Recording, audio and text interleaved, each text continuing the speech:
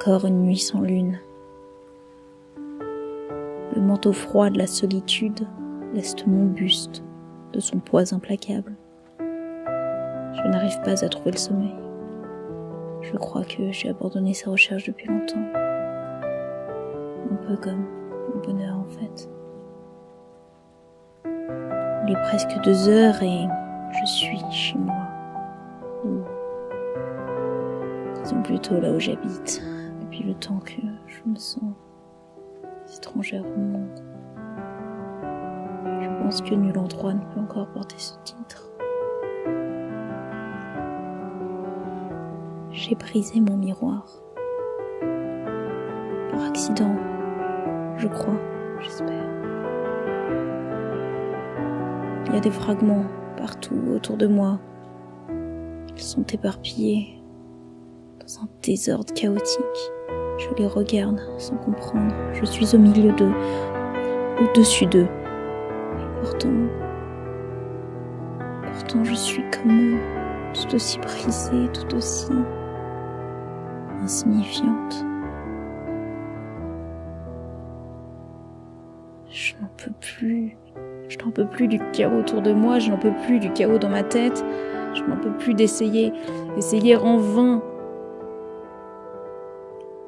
de reprendre le contrôle. Depuis que tout a commencé à déraper. Depuis que j'ai commencé à déraper sur le verglas de ma vie. Je regarde mes mains, on peut voir encore distinctement les marques de mes dents dans ma paume. J'étouffe mes cris pour ne livrer au monde que des gémissements écus, ridicules. Je viens presque à espérer le fossé. Je dois partir d'ici. Je me lève, un peu tremblante. Quitter cette pièce où j'étouffe. Je dois partir d'ici. Je pars d'ici. Mes gestes sont rapides, précipités même, mais pourtant étrangement mécaniques. Je remonte le couloir, saisis mes clés sur la gauche, posées sur l'étagère. J'ouvre la porte et je passe. Je la ferme. J'ai l'impression de sceller un tombeau. Je descends en titubant une flopée d'étages jusqu'à sortir de l'immeuble.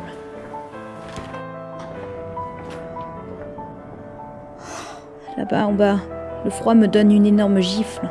Il brûle ma gorge, mord mes bras dénudés et assèche de sa brise les larmes de mon visage.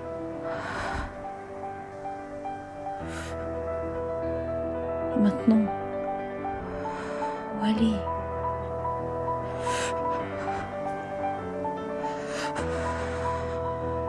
Nulle part. Je me mets à marcher très vite, espérant me réchauffer. Où aller ? N'importe où. J'avance, sans hésiter. Je vais vers le fleuve. Je le remonte. Observant sa surface que la nuit a transformée en un miroir étrange. Un beau miroir. Puis j'emprunte le pont. Au milieu, j'appuie mes hanches contre la barrière et je me penche en avant. Le regard perdu dans les petits mouvements de l'eau. Je pourrais sauter. Je pourrais sauter. Ma pensée m'effleure doucement, comme une évidence, une caresse, avant de s'imposer à moi. Je peux sauter. Personne ne me voit. Personne ne m'en empêcherait. Et je tombe, et je tombe, je tombe comme j'ai vécu ma vie, sans un bruit, sans une vague. Je me laisse porter par le flot et j'attends de centaines de mètres en contrebas le barrage qui me déchiquette. Cette conclusion me fait frémir. Mais ne m'effraie pas plus que ça. C'est une solution comme une autre. Une solution. Et le temps passe. Le temps passe et moi je me sens comme le suicidaire devant les rails du métro parisien. Il regarde le train arriver et se dit que le prochain qui passe, il l'emmènera plus loin que tout. Alors moi je regarde chaque petit défaut de sur l'ombre du fleuve et me dis que la prochaine vague, ce sera elle qui m'emportera. Je suis paralysée, hypnotisée par l'eau qui va, qui vient, qui reste, m'emprisonne. Je suis incapable de faire quoi que ce soit. L'eau m'appelle, mais je n'arrive pas à sauter. Je n'arrive pas à me détacher du vide non plus. Pourtant, dans un coin de mon esprit, on hurle qu'il faut que je bouge, que je téléphone à quelqu'un, je ne sais pas. Je ne sais pas. J'ai peur qu'ils ne me comprennent pas. J'ai peur qu'ils arrivent à me raisonner. Je suis dans ma folie.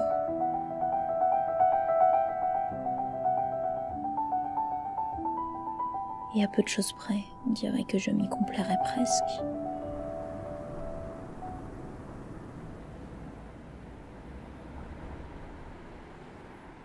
Excusez-moi. Vous avez du feu? Pardon? Un briquet. C'est un gars de la zone. Un sweat, bien trop grand pour un type, bien trop maigre. Je ne fume pas. Ah. Dommage. Que je ne fume pas? Non, que vous y ayez pas de briquet. Non. Désolé. Un visage, au trait dur, mais Tant pis. ce regard doux. Dommage. Ouais. Je réponds, au tac au tac, comme si j'avais peur qu'il s'en aille, qu'il me laisse seule avec mes pensées, mes réflexions, En même temps, mes peurs. on croise pas souvent des gens à cette heure-ci. Non. Tandis qu'il ne rajoute rien, il me dévisage sans pudeur, sans malveillance non plus. Absorbé par mon visage, comme on serait absorbé par une énigme. Vous êtes perdu? S'il savait à quel point. Je connais bien le coin. Si vous voulez, vous allez où? Moi, je me balade. Mais il y a d'autres lieux pour ça. Et d'autres moments. Et si je n'en trouve pas? Mais depuis combien de temps avez-vous arrêté de chercher? Cette ville recèle des merveilles insoupçonnées, vous savez. Comme des rencontres salvatrices à 3h du matin. Salvatrice. Vous y allez un peu fort tout de même. Vraiment. Oui, je n'avais pas de briquet à vous dépanner. Oh, ça. Je ne fume pas. Je lui lance un regard interloqué auquel il me répond Moi, par un clin d'œil. c'est Hakim. Espiègle. Enchanté. Et vous? Moi? Oui, vous. Qui d'autre? Croyez-moi, n'importe qui. Et donc? Ça n'a aucune importance. De longues secondes passent. On est là, à se regarder, les yeux dans les yeux, sans que l'un de nous n'ose parler. De longues secondes, aux airs d'éternité. Vous êtes en train de mourir de froid. Vous devriez rentrer chez vous, vous savez. Vous allonger, trouver un peu de paix dans le sommeil. Enterrer aujourd'hui. Et repartir demain. Je jette un regard sur le fleuve. Je me fais happer de nouveau, en un instant, par la contemplation de ces flots à peine agités. Je visualise la chambre dans son état si pitoyable, tous les débris de miroir que j'y ai laissés. Ou j'ai un canapé, sinon. Je travaille tôt demain. Mais vous pourrez dormir. Et partir quand vous le voudrez. Ça me dérange pas. J'hésite. Je considère. Je pèse. Puis avec un effort comme surhumain, je me détourne de ma contemplation sinistre pour le regarder. Je ne dis rien, mais j'acquiesce. Un air rassuré passe sur son visage, puis tout va très vite, ou lentement, je ne sais pas. En tout cas, tout semble léger. Même sa main, qu'elle ose pourtant douce sur mon épaule. Même notre marche un peu rapide, Même notre conversation avare de mots et avide de silence. Même nos phrases ponctuées de fatigue. Mais surtout, on s'éloigne du pont, du fleuve, de ses vagues. Je flotte au-dessus du sol. Et on arrive à son appartement. C'est petit, avec une décoration quasiment inexistante, à part quelques posters et du mobilier classique. Une douche ? Essentiel. Non. Prenez mon lit. Vous en avez plus besoin que moi. Il m'ouvre la porte de sa chambre, plongée dans l'ombre. Hakim, t'es quelqu'un de bien. Je ne suis que quelqu'un.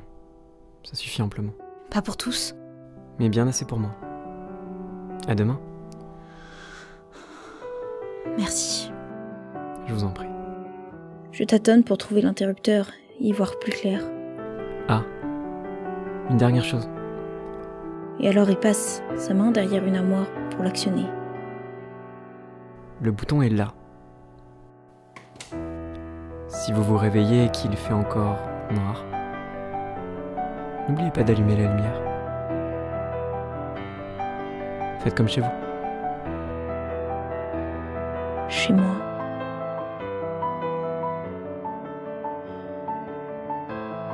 Je n'ai pas la force de discuter. Je m'allonge dans ces draps un peu rêches. Et la fatigue a raison de moi très rapidement. Elle ne se bat pas à armes égales. Elle me terrasse. Et je plonge dans un sommeil rythmé par les battements virulents de mon cœur.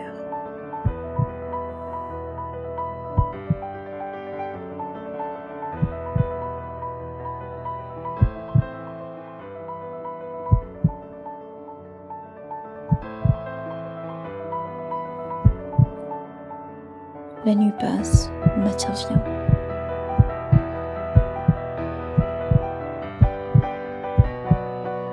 Mes paupières sont des volets de plomb sur mes prunelles encore rouges.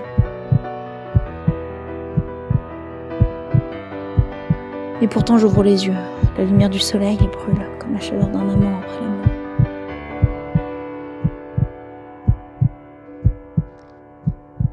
Et j'inspire une bouffée d'air qui vient gonfler mes poumons sclérosés par les pleurs. Et puis encore, une respiration.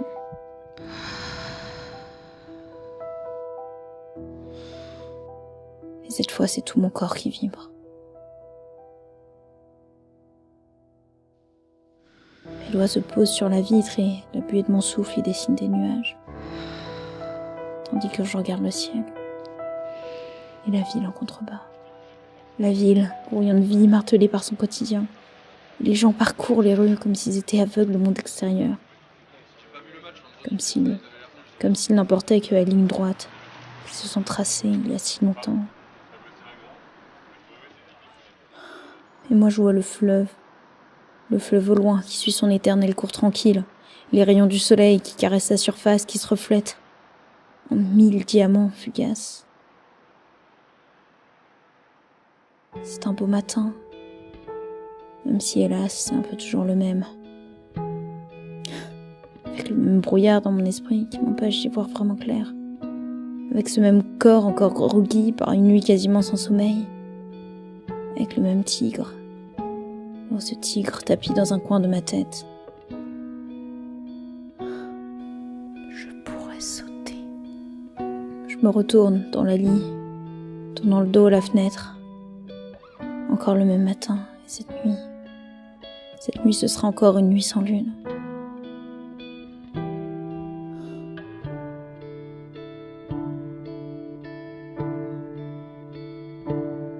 Je me revois.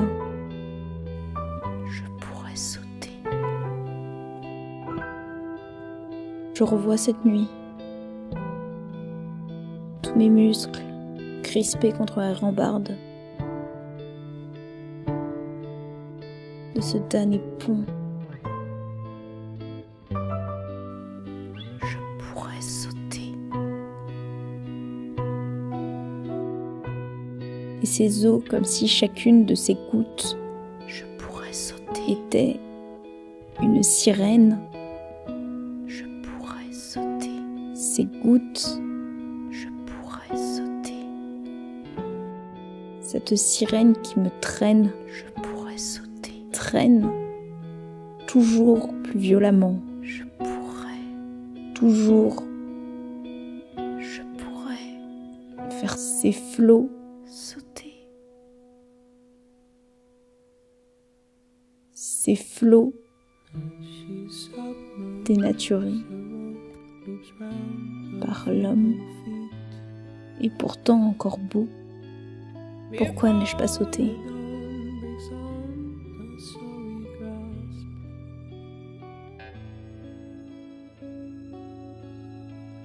Hakim, bien sûr.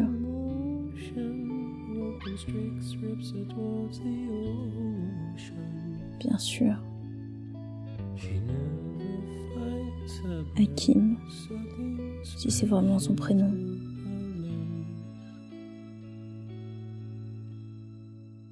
Hakim.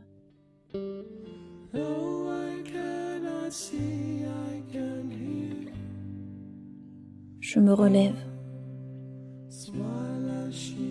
Et d'une main un peu tremblante, je passe les doigts derrière cette armoire. Y trouve l'interrupteur.